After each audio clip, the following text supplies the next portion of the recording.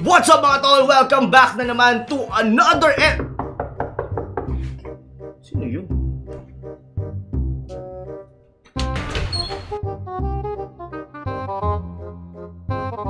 Uy! Realme!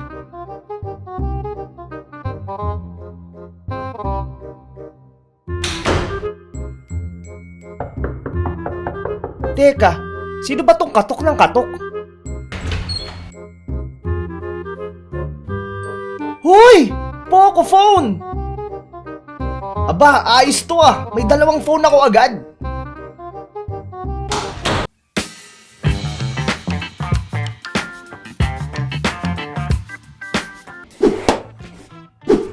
Alright, so yan na mga kaibigan. Hindi ko alam kung kanino galing tong mga to. Yun lang yung gusto kong sabihin. Pero, wow, Realme 7 at Poco X3. So ito yung pinaka-competitive natin, like a mid-tier na mga cellphone now on the market. And of course, maraming salamat sa mga nagpadala nito, the Realme 7 and as well ito nga, yung ating Poco X3. So, now, hindi ako sanay gumawa ng mga ganitong klase ng review. Pero ang mga gagawin ko kasi dito, it's more on kung paano natin ginagamit as gamers, as players, most specifically sa mga naglalaro for Mobile Legends, kung ano yung mga kailangan lang natin. Huwag na natin masyadong alamin yung mga malalalim na mga tech reviews, ganito, ganyan. Hindi naman natin kailangan yan eh. Pero ang mahalaga sa atin, of course, is performance, battery life, and of course, charging time. Siguro additional features na rin yung ganda or linaw ng camera. And para syempre, di ba, gusto mo mag-TikTok, gusto mo mag-picture, palit ng DP sa Instagram or sa pa ba? Sa Facebook. Ayan. And of course, yung video nito, yung resolution, kung okay talaga siya. Pero so, simulan na natin. So, sino nga ba talaga? Or ano nga ba dito sa dalawang to yung mas okay in terms of prices as well? Tingin ko hindi nga sila nalalaro in terms ng sa presyo nila eh. Pero, tignan natin kung sa performance, magkadikit din ba talaga. So now, dito lang kayo makakita ng mga ganitong klaseng tech review. Walang-wala to sa iba. Dito lang. Guys, so make sure to subscribe dito sa channel natin for more tech reviews. Kung magugustuhan nyo itong gagawin natin ngayon, subscribe na kayo at maglagay kayo dyan. Comment nyo dyan, the best tech reviewer around dito sa buong buo sa Pilipinas. Dito tayo lang pinakamagaling mag-tech review. Diba? Ganito. Kasi nakikita ako madalas eh. Nakikita ako kasi madalas. Pagka nagte-take review sila, parang yung gaganyan nila. Bagal-babagalan nila yan. Hot! Gago! Di ba yung parang ginagawa nilang ganyan? Basically, amaze na amaze sila kasi may bago silang phone. Tayo, hindi tayo ganun, guys. Gagawin natin is, check natin ang mabuti. Okay? Check muna natin ha. Siyempre, pag sa cellphone, titingin na muna. Kung anong umauna mo titignan is kung yung maganda ba yung mismong itsura ng cellphone. Mamaya na natin pag-usapan yung mga tungkol sa mga specs, ganito, ganyan. So, ito ano to guys ha. Yes, this is a sponsored review. Pero syempre, as much as possible, gusto ko Realtalk reviews. Okay? Hindi yung parang wow, ang ganda, wow, ang ganda kasi binigyan nila tayo. No, hindi tayo ganoon. We're reviewing it for the sake of the viewers na ganun nga ba siya talaga. Okay? So, ganun ko siya nakikita eh. So, itong cellphone na to, yan. So, basically guys, yan. This is the Poco X3. Actually, maganda. Maganda yung itsura niya. Okay. Yun nga lang, in terms kung pagbabasehan mo silang dalawa ng Realme, medyo mas bulky to ng konti. Specifically, kung mahilig kayo maglagay. Yung mga nag-skinny jeans kayo or medyo malaki na yung tiyan nyo, tapos hindi kayo makapaglagay na ng cellphone sa skinny jeans nyo, medyo bulky to ng konti. Well, hindi naman to nalalayo. So, yeah, mas magaan lang yung Realme in terms of that feature. Pareha silang may headphone jack, which is tingin ko bihira na sa mga cellphone din talaga. Yeah, so para sa akin, mas gusto ko yung matte finish ng Realme 7. Ito kasi medyo parang masyadong shiny. Pwede nga ako magsalamin dito ng konti. Dito, hindi. Yan. So, ganun lang kasimple guys. Tapos, both naman ang phone na to is would have the same, pareha sila na may USB charger. Does it matter ba kung anong mas malaking charger? So, mas malaki sa Poco. So, yun lang naman. So, parehas lang naman sila ng so USB charger. Fast charge din sila, which is we're gonna be talking about that mamaya-maya. Lilinisin ko lang muna tong mga nandito din. Pag-usapan natin yung mga features ng dalawang phone na to.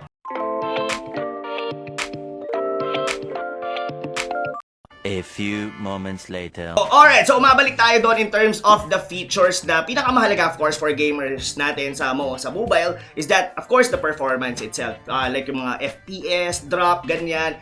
And as well, siguro sa iba yung mga kulay na rin as well kung parang mas vibrant siya sa mata mo, masakit, lalo na in terms na matagal mo siyang lalaroin, like for more than 3 to 4 hours. Number 2 of course is battery life. Of course, pag gamer ka, bitin sa'yo yung mga 1 or 2 hours na battery time.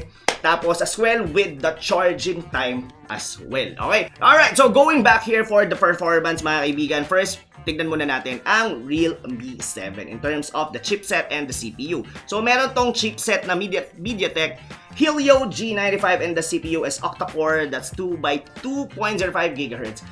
Honestly, masyadong malalim or mahaba. That's gonna be too techy enough for sa mga casual natin na bumibili ng mga cellphone. And to be honest guys, hindi nyo kailangan na alamin siya thoroughly. But what I can actually say for the Realme 7 is that competitive siya in terms of performance even with high-tier phones na twice or even thrice the price na binibitaw sa atin ng Realme 7.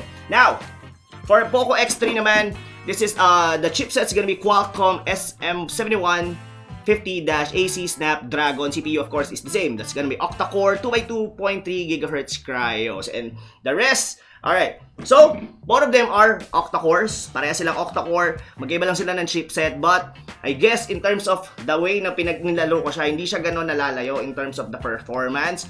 Syempre, it may actually vary. Depende kung gaano katagal na. Kasi di ba may mga phones like na mga bilis uminit. But, for checking this one, at least for 1 hour of continuous gameplay, yung pag-init, even with the room temperature lang yung meron, is hindi siya basta-basta umiinit, and the performance hindi nagbabago. So, now, let's go back naman sa battery life and charging time. For the Realme, that's LiPo 5000 mAh. This is non-removable, so meaning to say naka-built-in siya on the phone. Fast charging at 30 watts, 50% in 26 minutes, and 100% in 65 minutes. So, meaning to say, full charge ka na from 0 to 100 in 1 hour. Alright, for the Poco naman, they have slightly na mas mataas siya ng konti in the mAh. That's 5,160.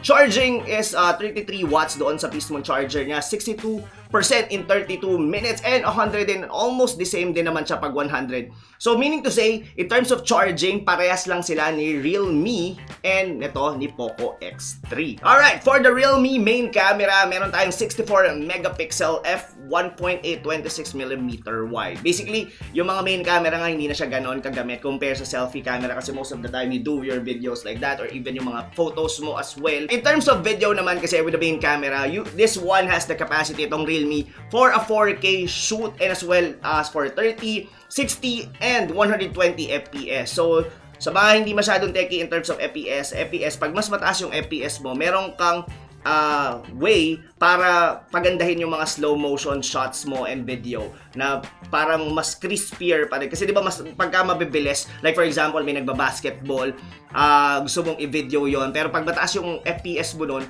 makukuha mo siya even yung pinakamabibilis na galaw. Alright? So, of course naman for the selfie camera nitong Realme, it's still 16 megapixel f2.126mm wide. For the video, that's 1080 at 30 and 120 FPS. Still, for the camera, I guess Realme 7 slightly na mas okay compared to the Poco X3. But, alright, for the Poco X3 main camera, they have do the same 64 megapixel f1.9 wide. The features of course nito na wala sa Realme is the dual LED flash HDR panorama. For the video naman, 4K pa rin to. They're almost the same. And as well with the 1080 at 30 to 120 FPS. For the selfie camera, dito naman lumalamang ang Poco X3 because they have 20 megapixel f2.2 features as well. Meron din siyang HDR and panorama. For the video naman, that's 1080 at 30 FPS. Alright, for this one guys, ito yan. So, pakita lang natin. Okay. So, yan yung ganito siya kalinaw in terms, I'm not really sure kung makikita siya mali. Yan, ganyan. This is the Poco X3. And this time around, ito naman yung para sa Realme 7. Ayan, that's how it is guys. Look at that. So there it is mga kaibigan for our review for of course the Realme 7 and of course with the Poco X3. Of course maraming salamat sa mga nagpadala nito, sa mga bossing natin sa Realme and as well sa Poco X3. Yan, much appreciated. Hopefully nagustuhan nyo tong video natin and we'll be doing more of this mga kaibigan dahil itong Realme 7 na to, mapupunta to isa sa lucky viewer natin on YouTube. Yan, of course umabot na nga tayo sa 100,000 subscribers. Itong Poco X3, abangan nyo yan. We'll also have a giveaway nitong cellphone na to. Pero basically kasi itong phone na to, kay JB na to napupunta. So yeah. So anyway, kayo ba sa mga nanonood ngayon o sa mga nakapanood, ano sa tingin nyo yung mas okay na phone para sa inyo? And doon naman sa mga nakabili na, how was the performance?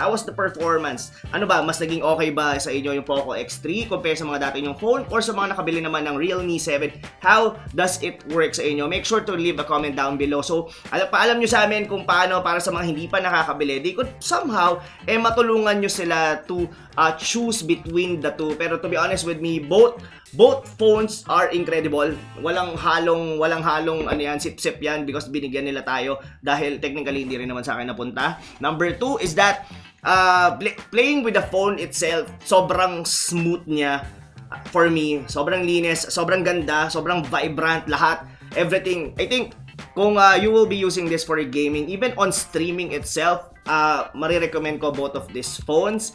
And as well, it's a very good startup and yung prices nito is sobrang competitive as well. Pero performance-wise, hindi ko halos makita yung difference. Siguro, kung bibigyan ko talaga ng kailangan na may lumamang, I guess Realme 7 in terms of performance, I would go for this phone. Pero if you have Poco X3, sobrang okay na din niya. This is the phone that you will have at least for 1 or 2 years to come. So, it's a good investment, lalo na kung hindi ka madalas magpalit ng phone. So, I guess you should really try it out, lalo na kung naghahanap ka na talaga ng kapalit ng phone na meron ka ngayon. So, anyway, that's it mga kaibigan for our review this time. So, of course, make sure to subscribe on our channel. Magagawa pa tayo ng mga ganito, lalo na sa mga gadgets, sa mga phones na ginagamit natin into mobile gaming. Yan, this is the channel to be. Of course, meron mga about sa MPL din. Yan, dito kayo, manood kayo dahil we will be doing a lot of updates. Malapit na yung playoffs. Hopefully, masubaybayan nyo ang buong MPL Season 6. And ayun lang, kita-kits tayo ulit sa mga susunod pa nating video for the MPL and tech reviews. Welcome to Mobile Legends!